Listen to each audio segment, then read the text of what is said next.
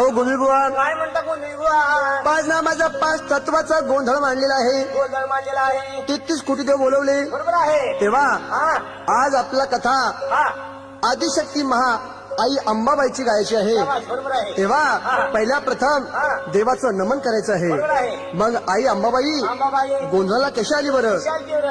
गोंधळ मांडीलार गोंधळा आहे, गोंधळ मांडीला रे गोंधळ आहे. तुझा घट भरविलार गोंधळा आहे, गोंधळ मांडीला रे गोंधळ आहे. तुझा सो भरविला